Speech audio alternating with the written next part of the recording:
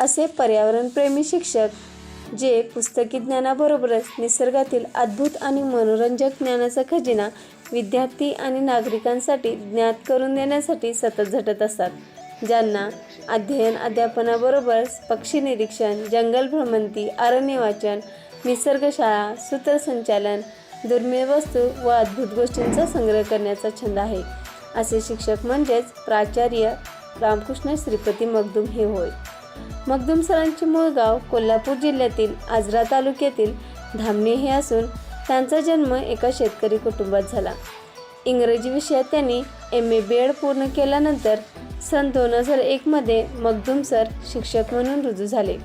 उत्तूर, अंबोली, इचलकरंजी येथे नोकरी केल्यानंतर सध्या ते नवकृष्णा व्हॅली स्कूल व ज्युनियर कॉलेज उत्तूर येथे प्राचार्य म्हणून काम पाहत आहेत. आपल्या सेवाकालामध्ये सरांनी आत्तापर्यंत विद्यार्थी व तरुणांसाठी पक्षी निरीक्षण, जंगल भ्रमंती व अरण्य वाचनविषयी विविध शाळांमधून 285हून अधिक शिबिरांमधून मार्गदर्शन केले आहे. तसेच विद्यार्थ्यांच्या मदतीने आंबोली परिसरात 10,000 बिया व भेडलामाड वृक्षाचे सीडबॉल पसरले. जिल्हास्तरीय बिया संकलन स्पर्धेमध्ये 9 लाख बिया गोळा करून त्या सामाजिक वनीकरण विभागाकडे सुपूर्द केल्या. त्यांचे पर्यावरण क्षेत्रातील उल्लेखनीय बाब म्हणजे नुकतीच त्यांची सुगरण पक्षाच्या संघर्षमय जीवनावरील कलविन ही कादंबरी प्रकाशित झाली आहे. शिवाय पक्षी व फुलपाखरे यांच्याविषयी विद्यार्थ्यांच्या कुतूहल जागृतीसाठी मासिक ऋग्वेदमधून लेखन त्यांनी केले. जंगल व पाणवठे बचाव, शिकारबंदी याबाबत सामाजिक प्रबोधन देखील केले. त्याचबरोबर विविध शैक्षणिक व सामाजिक 380 कार्यक्रमांचे विनामूल्य सूत्रसंचालनही केले. करिअर गायडन्स व नेव्हर गिव्ह अप या उपक्रमांचे विविध शाळांमधून आयोजन केले आहे. तसेच इयत्ता 10वी व 12वी विद्यार्थ्यांसाठी ब्लेसिंग सेरेमनीचे कोल्हापूर व सिंधुदुर्ग जिल्ह्यात 67हून अधिक कार्यक्रम केले आहेत. याचबरोबर विविध विषयांचे तज्ज्ञ मार्गदर्शक, शिवव्याख्याते म्हणूनही त्यांनी काम केले. विविध मासिके, नियतकालिके, दिवाळी अंकामधून कथालेखन, साहित्य संमेलनातून कविता वाचन देखील केले. वाचन चळवळीतील योगदानाबरोबरच साने गुरुजी वाचनालयाची स्थापना त्यांनी केली. सलग 6 वर्ष उत्कृष्ट शिक्षक पुरस्कार व 2023 सालचा हसन मुश्रीफ फाउंडेशनचा आदर्श शिक्षक पुरस्कार त्यांना प्राप्त झाला आहे. तर अशा अष्टपैलू शिक्षकाचा आज आपण परिचय करून घेणार आहोत. शिवारबा यूट्यूब चॅनलच्या माध्यमातून लेखक, कवी, प्रकाशक श्री प्रकाश केसरकर यांच्या समवेत. नमस्कार. आजच्या शिवारबा यूट्यूब चॅनलच्या भागात आपण भेटणार आहोत जंगल भ्रमंतीकार, पक्षी निरीक्षक, धामणे गावचे रामकृष्ण मगदुम सर यांना आता आपण भेटणार आहोत की ज्यांनी आत्तापर्यंत खूप असं ह्या पक्षी निरीक्षणाच्या संदर्भात काम केलेलं आहे. ज्यांनी जंगल भ्रमंती खूप केलेली आहे आणि सध्या ही गरज आहे काळाची. तर या अनुषंगाने आभाळ एवढी माणसं या तिसऱ्या भागात आपण भेटत आहोत. रामकृष्ण मगदुम सर. सर नमस्कार. नमस्ते. नमस्ते सर आता नवकृष्ण व्हॅलीला प्राचार्य म्हणून सध्या काम पाहत आहेत. तर सरांचं हे योगदान खूप मोठं आहे. त्यामुळं सर आता आम्हाला सुरुवात करतानाच असं आम्हाला म्हणायचं आहे की ही जंगल भ्रमंती आहे, पर्यावरण रक्षण आहे, पक्षी निरीक्षण म्हणून तुम्ही काम करताय. या अनुषंगाने आता तुम्ही काम करत आहात. पण ही सुरुवात कशी झाली तुमची? कधीपासून, लहानपणापासून की काय त्याला असं काय योगायोग? लहानपणापासून माझे आई वडील दोघंही शेतकरी, त्याच्यामुळे शेतीची खूप मोठी आवड निर्माण झाली होती लहानपणापासूनच. शेती करत असताना इकडं तिकडं झाडांच्यावर पक्षी पाहणे किंवा झाडांची माहिती घेणे किंवा आई वडील थोडंसं चरितार्थासाठी कधीतरी लाकूड तोडायचे. मग एखादं लाकूड वेगळं दिसलं की मी विचारायचो हे कसलं लाकूड. मग ते त्यांनी त्या आपल्या गावंढळ भाषेमध्ये एखादं त्याचं नाव सांगायचे, पण माझं त्यांना समाधान व्हायचं नाही. म्हणून मग मी त्याचा शोध कुठेतरी घ्यायचा प्रयत्न करायचा आणि मग त्याच्यातून एक आवड निर्माण झाली की आपल्याला सुद्धा हे सगळी नावं माहिती झाली पाहिजेत.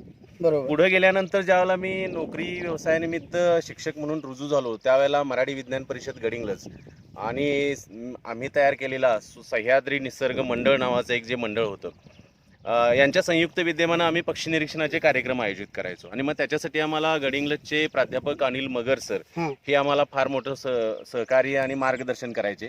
आणि मग त्यांच्याबरोबर फिरत असताना, त्यांच्याबरोबर जंगल भ्रमंती करत असताना त्यांनी जे काही आम्हाला पक्ष्यांच्या विषयी, जंगलाविषयी जे काही नॉलेज दिलं, त्याच्यातून मग मला ती पक्षी निरीक्षणाची आवड निर्माण होत गेली.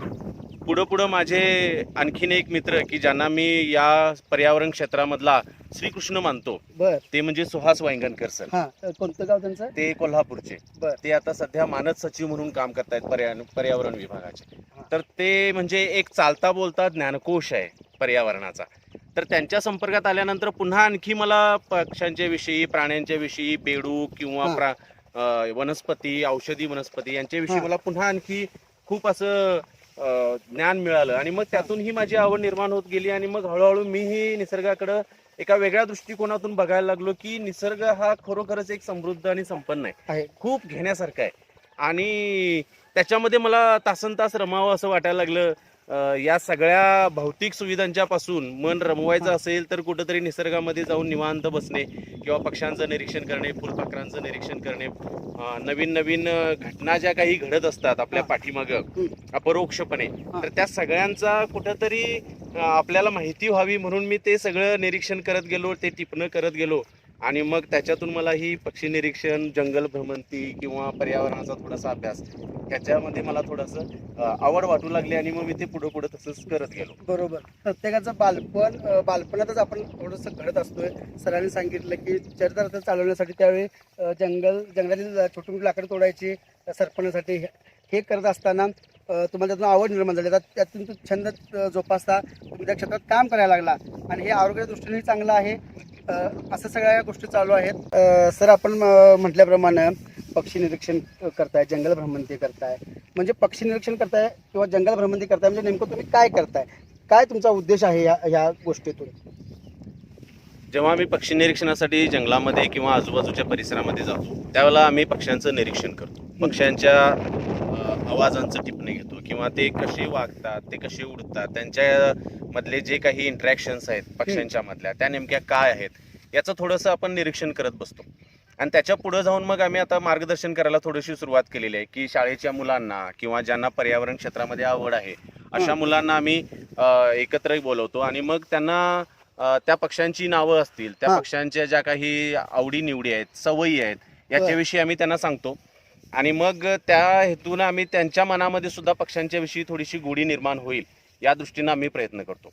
दुसरं म्हणजे जंगल भ्रमंतीला आम्ही जेव्हा जातो त्यावेळेला जंगल भ्रमंतीला वनस्पती कुठल्या कुठल्या आपल्याला भेटतात, फुलपाखरं कुठली कुठली आपल्याला भेटतात, त्यांची टिपणं आपण घेतो किंवा त्याच्यामध्ये वेगवेगळ्या पद्धतीचे काही कीटक आपल्याला सापडतात, त्या कीटकांची माहिती आपण घेतो. मग तो कीटक जर आपल्याला ह्याच्या अगोदर कधी दिसला असेल तर त्याची माहिती आपल्याला मिळते. नसेल तर मग ती वेगवेगळ्या माध्यमातून, वेगवेगळ्या सोर्सेसच्या माध्यमातून त्याची माहिती घेऊन ती मुलांच्या पर्यंत आम्ही पोहोचवण्याचं काम करतो. बरोबर. म्हणजे एक प्रकारचा तुम्ही हा अभ्यास करतायच आणि त्याचा समाजाला सुद्धा उपयोग होतोय. आणि ही जनजागृती आहे. ग्लोबल वॉर्मिंगचा आता म्हणजे आपण चंद्रावरती गेलोय, चंद्रयान 3 चंद्रावरती गेलोय. उद्या सकाळ आपण इथून सर तिथे काय नसेल तर आपण इथून सीड बॉल नेऊन तिथं उगवले जातील. इतकं आपलं विज्ञान पुढे जाईल. पण पृथ्वीला वाचवणं गरजेचं आहे आणि त्यासाठी तुमच्यासारख्या पक्षी निरीक्षकांची, जंगल भ्रमंती करणाऱ्यांची, पर्यावरण प्रेमींची खूप नितांत गरज आहे असं मला वाटतं.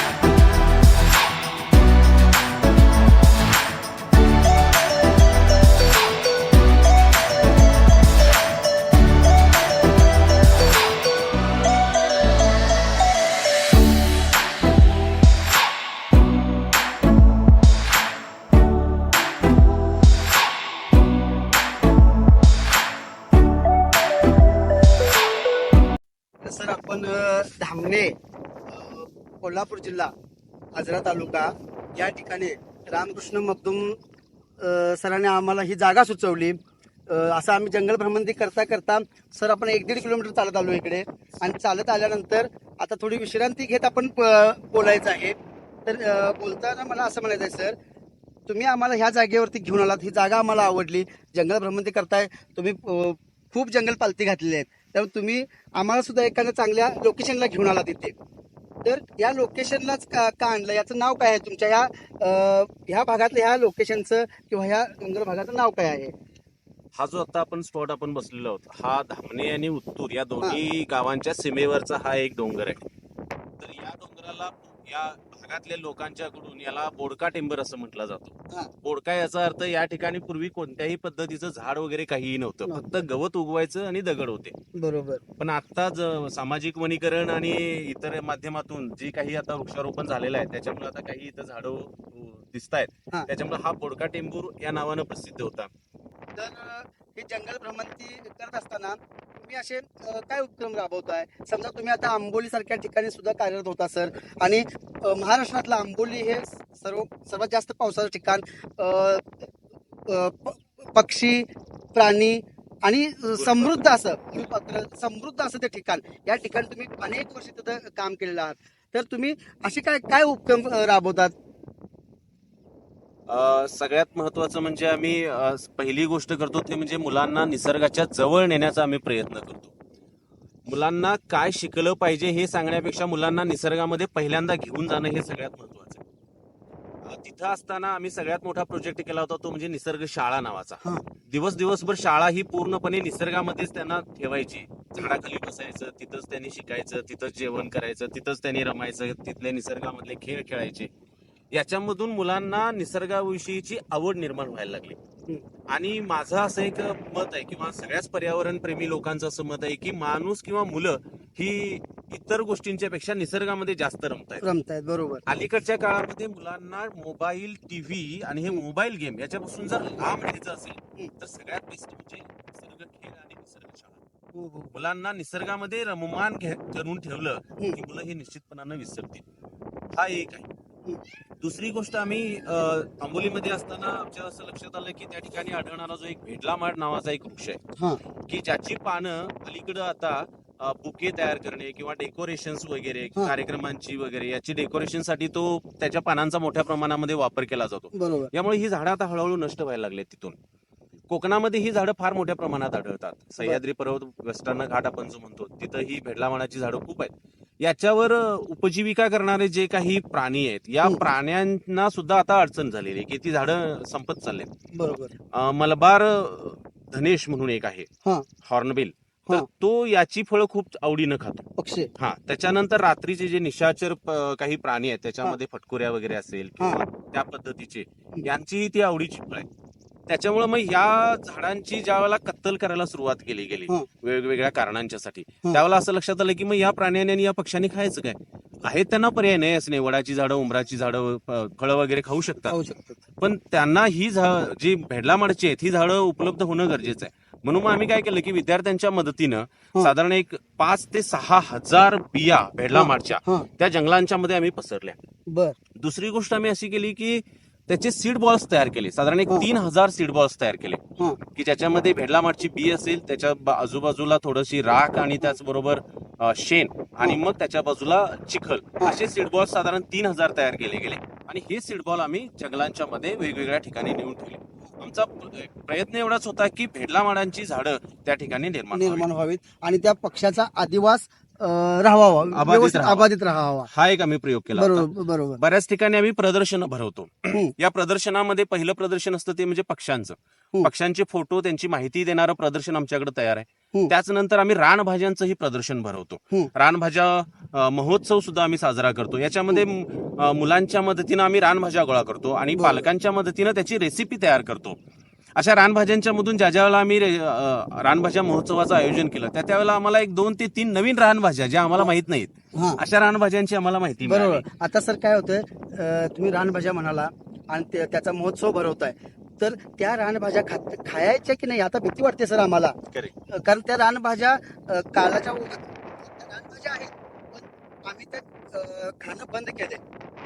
म्हणजे आम्हाला माहितीच नाही. तर तुम्ही तो महोत्सव मला वाटते आता सध्याच भरवला होता अलीकडे झाला भरवला होता. तर असे हे प्रोजेक्ट आहेत. त्याच्याबरोबर आणखी मुलांच्यासाठी निसर्ग खेळ म्हणून आपल्याकडे असतात की जे हा. निसर्गामध्ये जाऊन निसर्गाच्या सानिध्यात आणि निसर्गातल्या वस्तूंचाच वापर करून आपण ते खेळ. त्याच्यामध्ये तुम्हाला निसर्गाविषयीची मुलांना निसर्गाविषयी शिकावं असं वाटतं. हा. तर असे काही उपक्रम आपण साजरे करतो. सह्याद्री निसर्ग मंडळ नावाचं एक आम्ही मंडळ स्थापन केलेलं आहे. हा. त्याच्यामध्ये सगळी जी सभासद आहेत ही मुलं आहेत आणि मग यावेळेला आम्ही मुलांना वाढदिवसाचं भेट म्हणून त्यांना एक रोप देतो. हा. आता ही रोपं सुद्धा आम्ही शक्यतो त्यांना घरच्या घरी वापरता येतील, त्याचा उपयोग होईल, कडीपत्ता असेल हा. अशा पद्धतीची रोपं देतो आणि ते त्यांनी जतन करावं हा. या दृष्टीनं आम्ही प्रयत्न करतो. असे विविध उपक्रम आम्ही घेत असतो. घेत असतात. बरोबर, सरांनी एक अभिनंदनीय गोष्ट सांगितली की भेडला माड हा सर हे झाड आमच्याकडे इकडे उपलब्ध नाही ह्या नाही. भागात. ते आंबोली किंवा कोकणात तुम्ही आहात म्हणता. मला वाटतंय सर इकडे आपल्या बुद्रुकच्या पायथ्याशी एक अशी थोडीशी झाडं आहेत. आहेत. तर तिथं सुटली तर ती झाडं दुसरीकडे कुठे नाही नाही आहेत. तर सरांचा हा प्रयत्न चालू आहे. पक्ष्यांचा अधिवास जिवंत राहायला पाहिजे त्या दृष्टीने सरांचं काम चालू आहे. आणि मुलांना सुद्धा ह्या निसर्गाची गोडी लागावी या दृष्टीने सर आपण काम करत आहात. ही खूप अभिनंदनीय अभिमानाची गोष्ट आहे. सर आता तुम्ही म्हणालात की मुलांना पर्यावरणात घेऊन जाणं आणि तुम्ही शिक्षकच आहात. तुम्ही आदर्श शिक्षक पुरस्कार सुद्धा तुम्हाला मिळालेला आहे. तर मुलांना पर्यावरणात घेऊन जाणं गरज आहे. Correct. शासन सुद्धा म्हणते आनंददायी शिक्षण. गदी माडगुळकरांनी लिहून ठेवलेली आहे एक कविता. बिनभिंतीची इथली शाळा लाखो इथले गुरु पशु पक्षी वेली प्राणी यांच्याशी हितगुज करू. म्हणजे हे त्यांनी लिहून ठेवलंय आणि आता ती खरी गरज आहे. आज मुंबईसारख्या ठिकाणी किंवा शहरातनी मुलांना जंगल भ्रमंती मिळणार नाही. माहीतच नाही. तर आज मुंबईसारख्या ठिकाणची किंवा शहरी भागातले लोक आज पैसे देऊन विश्रांतीसाठी ऑक्सिजन मिळवण्यासाठी इकडे येत आहेत. जंगलांच्या जंगलांच्या- फार्म हाऊस वगैरे अशा ठिकाणी ते येत आहेत. तर तुम्हाला काय वाटतंय असं या संदर्भात? मुलांचं निसर्गाशी जे नातं आहे हे नातं बालवयामध्ये जेवढं अधिक दृढ करता येईल तेवढं आपल्याला करणं गरजेचं आहे. एकदा का मुलांच्या मनामध्ये निसर्गाची आवड आणि निसर्गाविषयी प्रेम आणि जिज्ञासा कुतूहल निर्माण व्हायला सुरुवात झाली हा. की ती सुरुवात म्हणजेच ही पृथ्वी वाचवण्याच्या दृष्टीनं निसर्ग वाचवण्याच्या दृष्टीनं जी काही मोठी सुरुवात आहे ती मोठी सुरुवात म्हणावी लागेल. बरोबर. आणि त्याच्या दृष्टीनं मुलांच्या मनामध्ये लहानपणापासूनच हे विचार बिंबवणं अत्यंत गरजेचं आहे हो. असं मला वाटतं. बरोबर. आता सर आता तुम्ही हे पक्षी निरीक्षण करताय, जंगल भ्रमंती करताय, तुम्ही शिक्षक आहात, म्हणजे तुम्ही लिखाण सुद्धा ह्याच्यावरती केलंय. हो. ऋग्वेद मासिक मधून तुमचं 16 लेख काहीतरी छापून आले पक्षी या विषयावर. पक्षी या विषयावरती ते सुद्धा आम्ही याच्या अगोदर वाचलेले आहेत. परंतु त्यानंतर तुमचं अजून काही लिखाण झालंय का? कलविन सारखं पुस्तक एक तुम्ही चांगलं ह्या मराठी साहित्याला एक चांगलं पुस्तक दिलं. ते संशोधनावरती म्हणूया किंवा तुम्ही त्या अभ्यासातून लिहिलेलं म्हणूया. आम्ही पुस्तक वाचलंय. एक त्याला क्षण असा आहे की गलबलून जाणारा एक क्षण आहे त्याच्यात. ह्या म्हणजे ते पक्ष्यांचं तुम्ही जे जीवन दाखवलंय.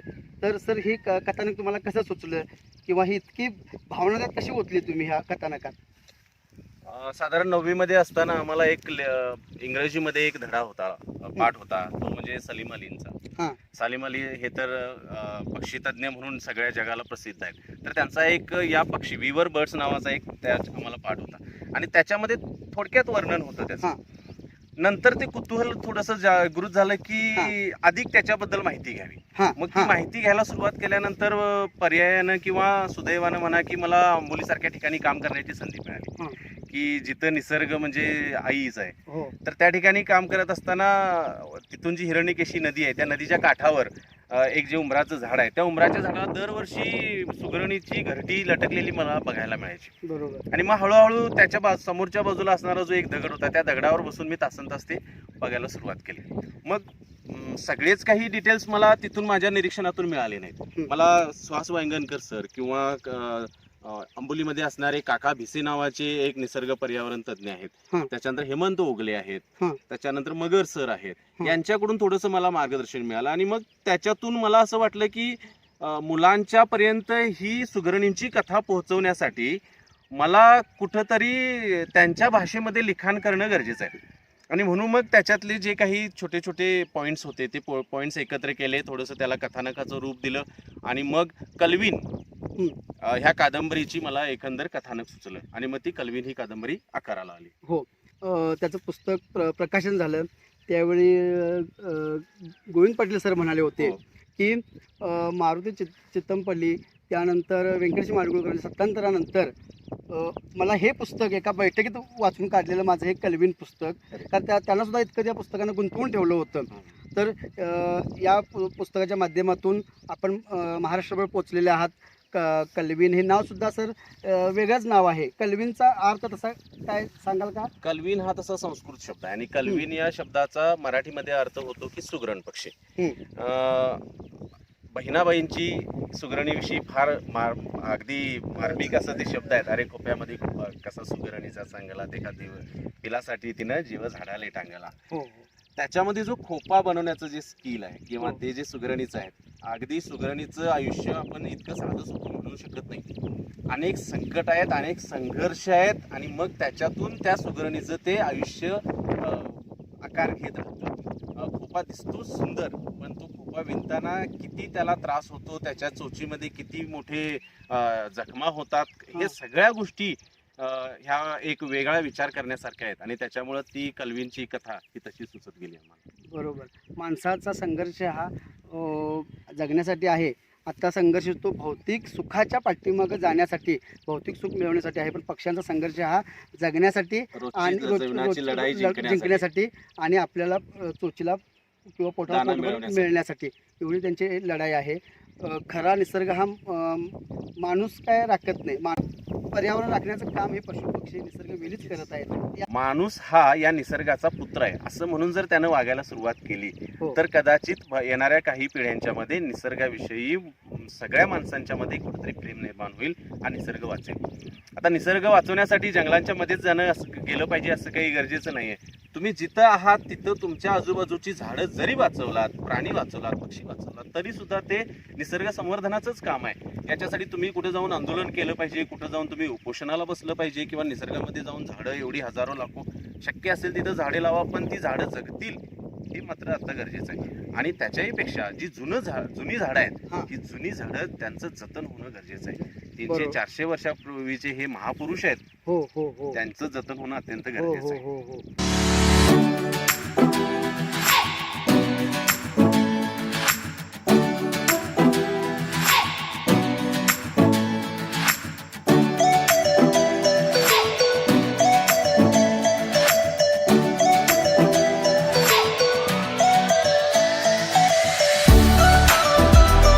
तर आज आपण जंगल भ्रमंती करत आलेलो आहोत.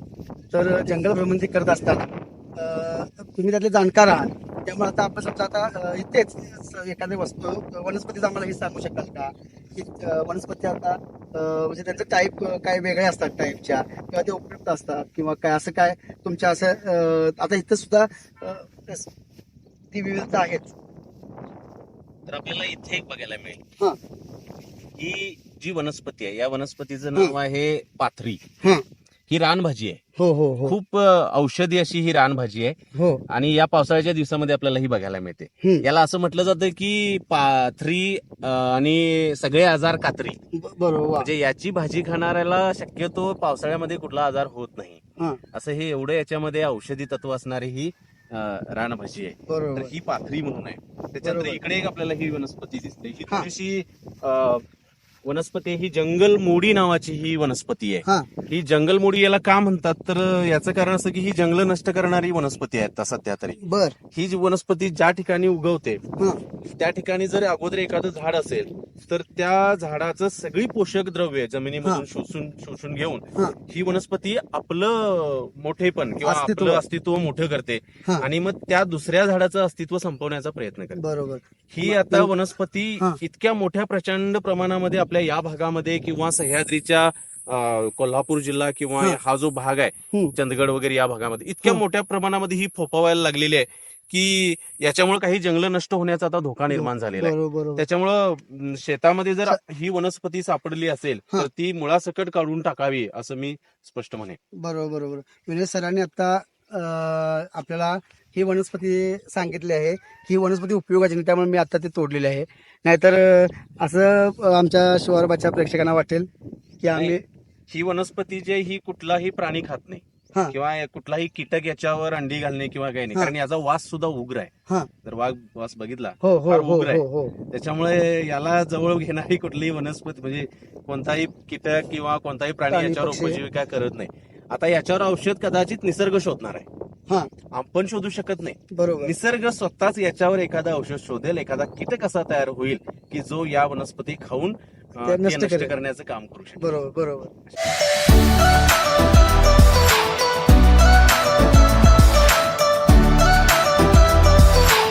ही इथे एक वनस्पती आहे. हा कोणती ही वनस्पती आहे, ही चारोळी आहे. हा चारोळी हा म्हणजे आपल्याकडे ड्रायफ्रुट्स मध्ये जे आता फार महत्वाचा असतो तो एक छोटासा बीचा प्रकार असतो ना, हो चारोळी तर तो हा चारोळी. ही चारोळीची वनस्पती आहे. तर या भागामध्ये ही मोठ्या प्रमाणामध्ये या जंगलांच्या मध्ये आढळणारी ही चारोळी आहे. बरोबर याची जी फळं असतात ही साधारणपणे आपल्या काचेची जी गोटी असते ना त्या आकाराची असतात.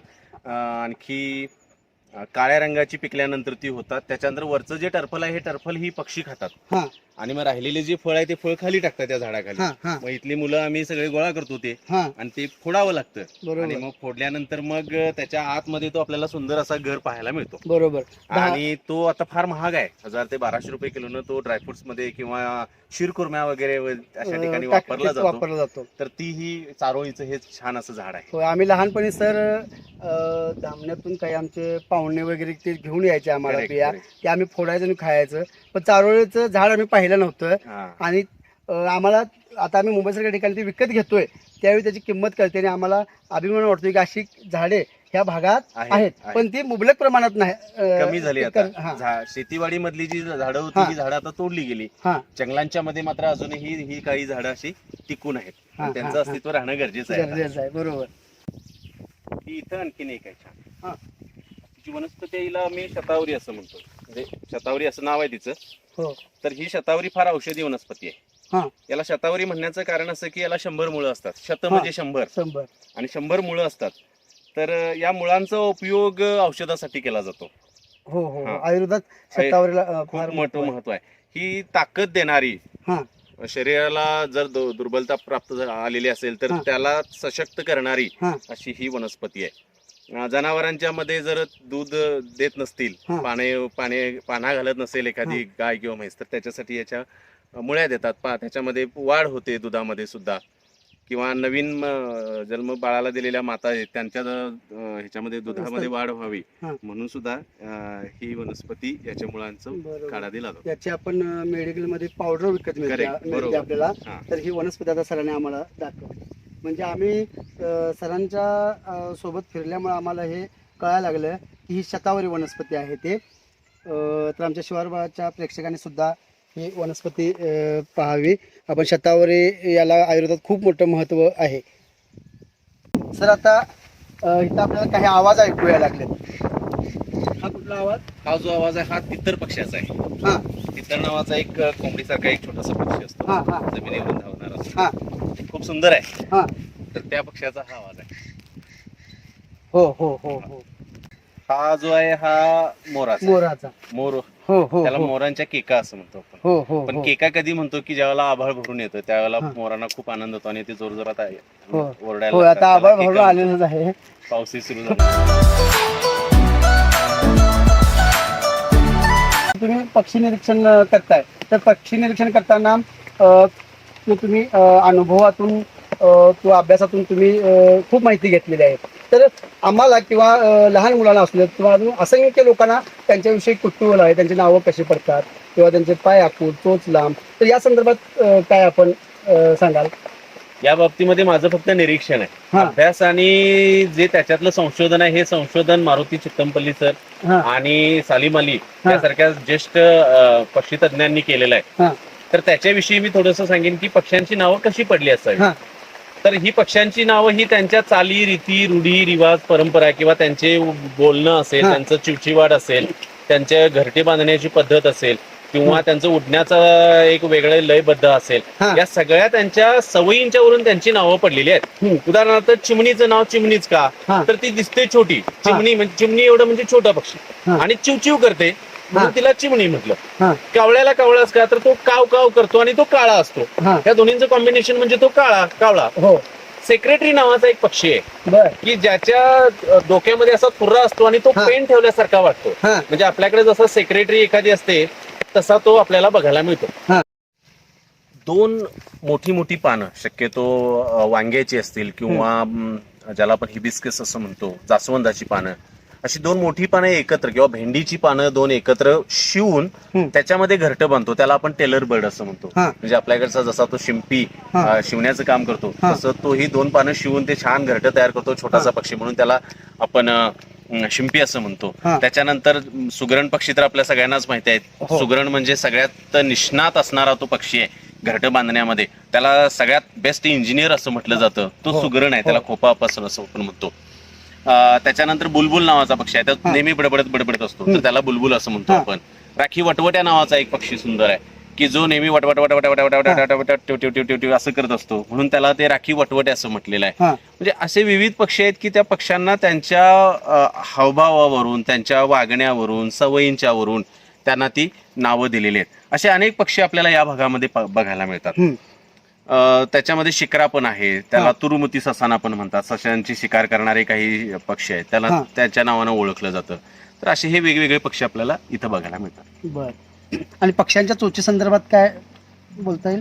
चोची ही प्रत्येक पक्षाची वेगळी असते. हो. जे धान्य फोडून खाणारे जे पक्षी आहेत, त्या पक्ष्यांची चोच जर बघितलं तर ती छोटी आहे. उदाहरणार्थ चिमणी किंवा राखी वटवटे आहे किंवा बुलबुल वगैरे. जी गोड फळं खाणारे आहेत त्यांची चोच थोडीशी अशी टोकदार आहे आणि पण ती छोटी आहे अशी.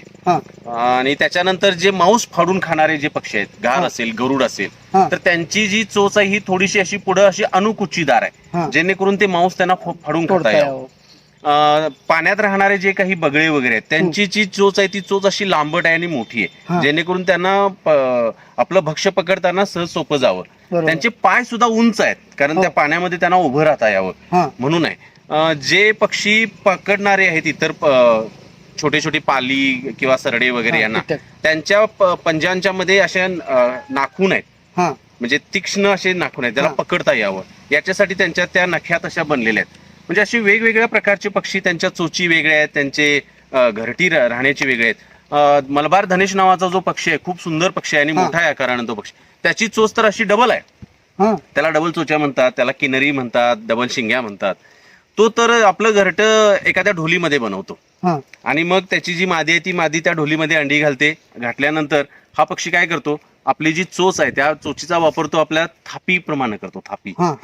आणि मग चिखल घेऊन येतो आणि मग चिखलानं त्याचं जे समोरचं दरवाजा आहे ढोलीचा मुख्य भाग तो बंद करून टाकतो, लिंपून टाकतो आणि छोटीशी जागा ओपन ठेवतो. आणि मग त्या मादीला बाहेरून धान्य किंवा तिला फळं गोड गोड पोहोचवण्याचं काम तो फक्त बाहेरून करत असतो. हे कशासाठी, तर त्या अंड्यांच्या आणि त्या मादीच्या सुरक्षेसाठी तो असं हे घरटं तो लिंपण्याचं काम करतो. एकदा का त्याच्यातून पिलं बाहेर आली की मग ती मादी आतून आणि हा बाहेरून ते घरट्याचं लिंपलेलं फोडतात आणि मग मादी बाहेर येते आणि मग दोघे मिळून त्या पिलांचा सांभाळ करतात. म्हणजे अशी वेगवेगळ्या ह्या गोष्टी मारुती चित्तमपल्ली सर आणि सलीम अली यांनी सुद्धा ह्या सगळ्या निरीक्षणं करून ठेवले. ही मुलांच्या पर्यंत पोहोचवण्याचं काम आपल्याला आता करावं लागणार आहे, कारण वाचन कमी झालंय. बरोबर. वाचनाकडे कोण वळेना झाले, पुस्तकं नको झालेत. त्यांना जे काही बघायचं आहे ते मोबाईल आणि टीव्हीवर बघायचं आहे. मग त्यांना दुसरा मार्ग काय, तर आपण काहीतरी सांगितलं पाहिजे. शिक्षक हा एक चांगला सोर्स आहे मुलांना या निसर्गाकडे वळवण्याचा. निसर्गामध्ये वळवण्याचं काम जर मुलांना शिक्षकांनी केलं तर पुढची पिढी ही निश्चितपणानं निसर्गावर प्रेम करणारी असणार आहे, हे निश्चित आहे. आणि गरज आहे, गरज आहे. सरांनी आपल्याला आता पक्ष्यांच्या विषयी काही त्यांच्या नावावरून, त्यांच्या आवाजावरून किंवा या अशा सगळ्या गोष्टींच्या मधून आपल्याला पक्षी निरीक्षणाचा उलगडा केला. तर आता आपण जंगल भ्रमंती या विषयावरती बोलत आहोत. तर जंगल भ्रमंतीला बाहेर पडल्यानंतर काही काळजी घ्यावी लागते, वेगळी साधनं काही वापरावी लागतात. जंगल भ्रमंतीवर निघायचं म्हणजे आपल्यासोबत काही गोष्टी असणं गरजेचं आहे आणि काही काळजी पण घेणं गरजेचं आहे. सगळ्यात पहिल्यांदा म्हणजे तुमच्याकडं जी कपडे असणार आहेत ही भडक रंगाची असता कामा नयेत. बर निसर्गाशी मिळती जुळती अशी तुमची वेशभूषा असली पाहिजे. हा. हिरव्या रंगाचे कपडे म्हणा, हा तर ते असतील तर शक्यतो तुमच्यापासून प्राण्यांना किंवा पक्ष्यांना कुठलंही भय वाटणार नाही. बर त्यामुळे तुम्हाला पक्षी निरीक्षण करणं सोपं जाईल. हा शक्यतो सकाळी आणि संध्याकाळची ही वेळ पक्षी निरीक्षणासाठी सगळ्यात चांगली. हा कारण सकाळी का तर सकाळी पक्षी हे खाण्यामध्ये मग्न असतात बर आणि त्यांचं आपल्याकडे फारसं लक्ष जात नाही. हा त्यामुळे त्यांना आपल्याला व्यवस्थितपणे निरीक्षण करता येतं. हा संध्याकाळच्या वेळेला शक्यतो इतकं जास्त आपल्याला बघायला मिळणार नाहीत. कारण याचं असं की पक्षी जे असतात हे संध्याकाळी खेळण्यामध्ये किंवा थोडीशी त्यांच्यावर सावली वगैरे पडलेली असल्यामुळे सगळे पक्षी आपल्याला व्यवस्थित ओळखता येतील असं नाही. जंगलामध्ये जायचं असेल तर तुमच्यासोबत पाण्याची बॉटल असणं गरजेचं आहे, एखादी सॅक असणं गरजेचं आहे आणि तुमच्यासोबत काही खाण्याचे पदार्थ. मात्र हे करताना जंगलामध्ये जात असताना किंवा निसर्ग भ्रमंती करत असताना याच्यातली कुठलीही वस्तू, पाण्याची बॉटल असेल किंवा खाद्यपदार्थांचे रॅपर असतील, हे जंगलामध्ये पडणार नाहीत याची काळजी घ्यायची.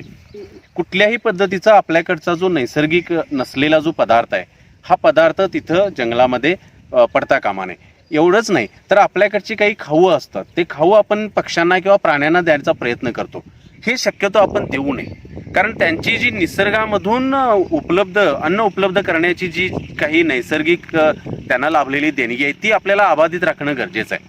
हल्ली काय होतंय की आपण भूतदया या नावाखाली प्राण्यांना काही देण्याचा प्रयत्न करतो, बरोबर, किंवा त्यांना खाऊ देण्याचा प्रयत्न करतो, बिस्किट देण्याचा प्रयत्न करतो. खरं तर प्राण्यांचं अन्न हे बिस्किट वगैरे नाही आहे, कुरकुरे हे किंवा भजी वगैरे हे त्यांचं अन्न नाही. निसर्गामधली फळं आणि पाला आणि ती कंदमुळं हेच त्यांचं खाद्य आहे.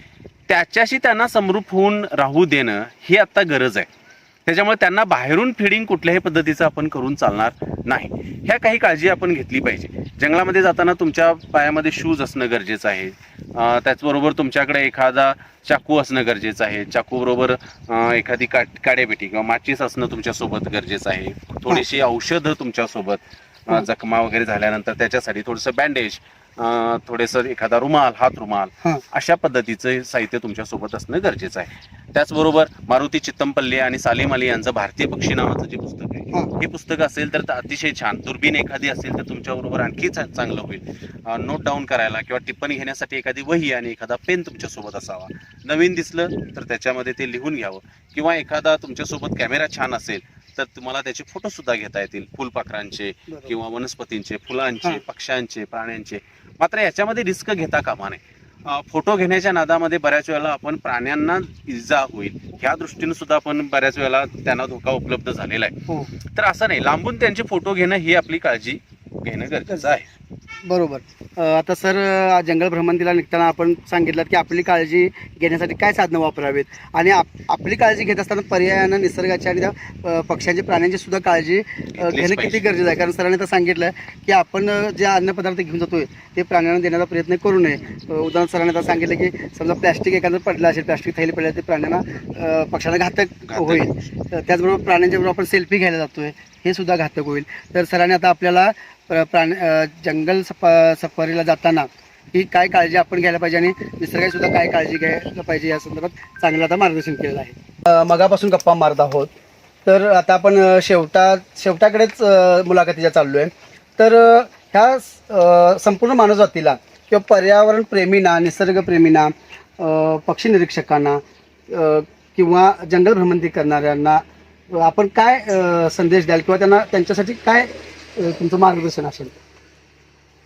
सगळ्यांनाच एक सिक्रेट, जीवनाचं गुपित म्हणावं असेल असं मी म्हणेन की आज जर सगळ्या तुम्हाला भौतिक सुविधाच्या पासून जे काही तोटे होत आहेत याच्यापासून जर लांब राहायचं असेल, जीवनामध्ये आनंदी राहायचं असेल, सगळ्या आजारांच्या पासून मुक्त राहायचं असेल, तर सगळ्यात पहिल्यांदा गोष्ट आपल्याला करावी लागेल ती म्हणजे आपल्याला निसर्गाच्या जवळ जावं लागेल. हो, निसर्ग तयार आहे, तुम्हाला भरभरून देण्यासाठी तयार आहे, तुमचं स्वागत करण्यासाठी तयार आहे.